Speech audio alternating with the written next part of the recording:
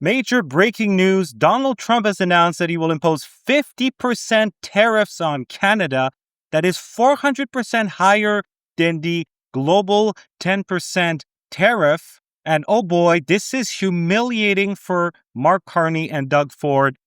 You will see why in a moment. But first, if you're new to the channel, be sure you like, subscribe, hit the notification bell. We do breaking news, analysis, investigations. Everything that you see here is truthful and no nonsense. And we will now get into this big story, which will have huge impacts on Canada and its economy in the coming days. Journalism and commentary 1 year anniversary. I don't believe journalism being funded by the government is the solution. Rebuild the foundation. You have to retell the stories. Market conservative perspective. News that actually matters. I hence wanted to ask. I think they should answer their questions, especially if they're politically charged with. So this is the story we're going to talk about today. This is major breaking news, and this is why I'm making this video. So, breaking news, officials from the Trump administration have announced a tariff hike to 50%. So the tariffs have gone from what they were to 50% on some items. And this comes just days after the U.S. officials were threatening sanctions on Canada over the wildfire smoke and the forest mismanagement. And we had done some videos talking about that. And there was a senator that had threatened to freeze the assets of Mark Carney. And now there are tariffs on Canada as a whole. And you're going to see why in a moment. So, from CTV News, Trump to impose 50% tariffs in retaliation to booze ban, as well as dairy. U.S. President Donald Trump is imposing a new 50% tariff on some Canadian goods, including wine, hockey sticks, and cement, for what his administration is categorizing as discriminatory trade practices after signing a new executive order on Monday. Specifically, the U.S. is taking issue with provincial bans on alcohol, supply management on dairy, as well as certain tariffs and quotas that are imported to Canada from the U.S., according to administration officials in a background briefing with reporters on Monday. The officials say that Trump is using Section 338 of the Tariff Act of 1930. That's an emergency trade authority that empowers the U.S. president to impose additional duties of up to 50%. So Donald Trump is imposing the maximum penalty here on Canada, not being nice and saying, I could do this later on. No, he's going full steam ahead and doing the maximum right now on countries that discriminate. It's an important word here. Discriminate on U.S. commerce. Okay? So what's being alleged here is there's discrimination on U.S. commerce by the Canadians. Let's keep going. The tariffs will come into effect on August 19th. That means we have a month to get our stuff together. And here's a very important part. These Section 338 tariffs apply to all covered goods, regardless of whether a good originates under the U.S.-Canada-Mexico agreement.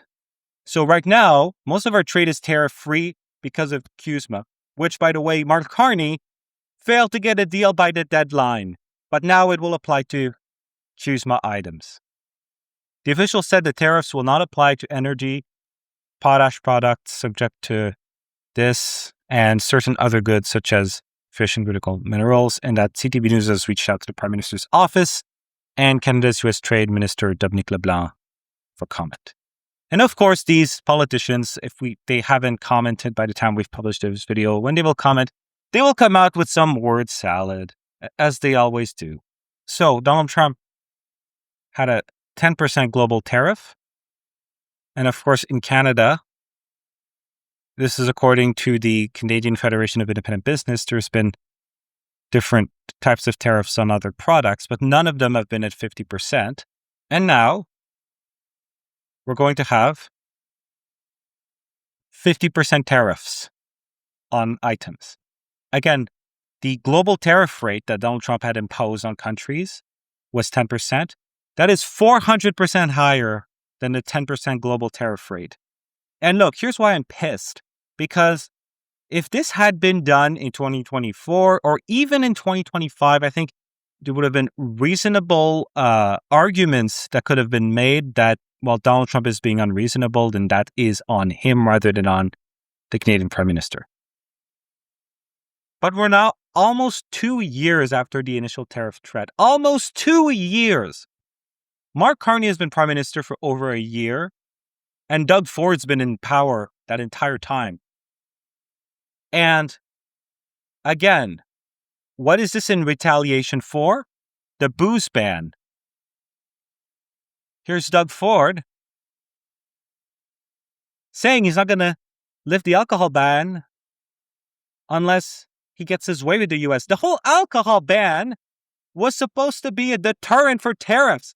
The idea that we were going to have the government deprive Canadian citizens of the right to buy alcohol in one of the most communistic ways possible. It was communistic. I called it communism when this was first announced.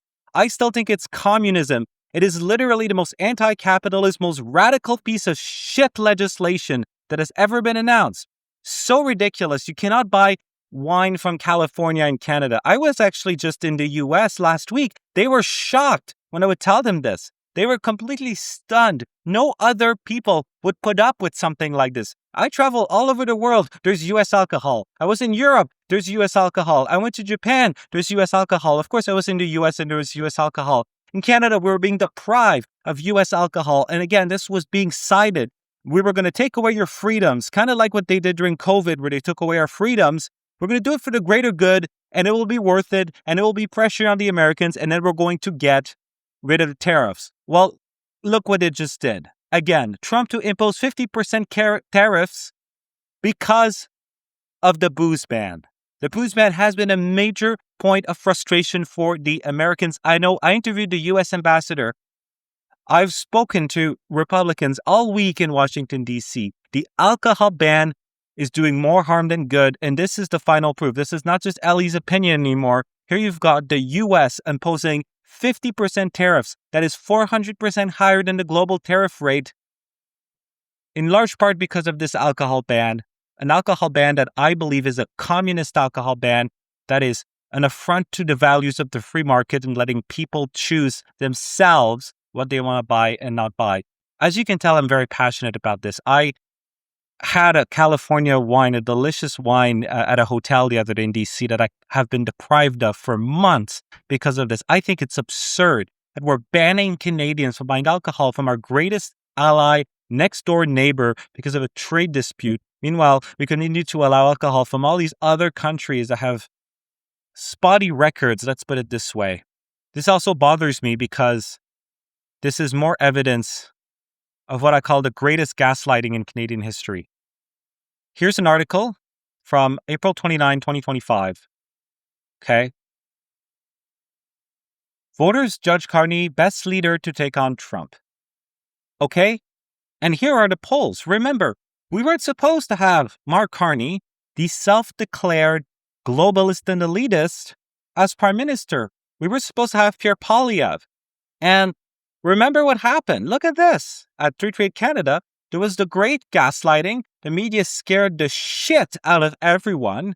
And then we got a switcheroo and Pierre Poilievre's lead was removed, was taken, and the Liberals went ahead and overtook the Conservatives.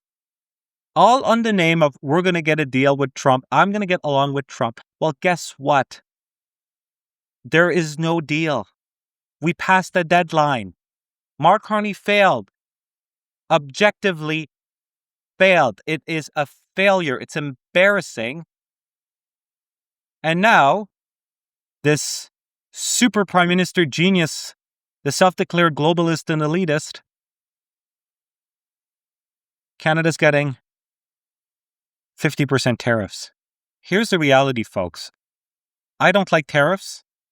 I'm a capitalist at heart. I like free markets. I wasn't a fan of the tariffs. I have not been a fan of how Donald Trump has imposed tariffs on different countries, if I'm going to be very honest with you. But at this point, when we're almost 2 years since the initial threat of tariffs, this isn't on the Americans anymore. What has Canada done to improve the situation? The political class in Canada has told Canadians to boycott the United States, to not travel to the United States. Mark Carney has traveled to China to announce a strategic partnership with a communist dictatorship that has committed a genocide. Mark Carney has deflected from U.S. policy on things like Israel declaring a fake Palestinian state. There is no such thing as Palestine. It's an illegitimate terrorist state. And they've kept the alcohol ban in place, etc., etc. What have they done? How is this beneficial to the Canada-U.S. relationship? I don't think it is. I don't think that they have succeeded in any way, shape, or form at making things better. And again, you don't have to like Donald Trump. I think Donald Trump sometimes says things that I don't agree with, to be honest. I don't like the fact that he did the tariffs in the first place, okay? I'll give you this. But at this point, when all these other countries have made deals with Canada and China were the only ones who retaliated the way they did, I think we have ourselves, I don't think we can just blame the Americans. I think we have to take a reflection at ourselves too. And I think that this, in large part, is on Mark Carney and it is on Doug Ford. They have not been people who have improved this relationship. They have handled this not well. So that's my opinion on this. Now Canada is facing 50% tariffs. Hopefully, we can get something figured out by August 19th, because otherwise this will be detrimental to the Canadian economy. We'll have more as this continues to develop.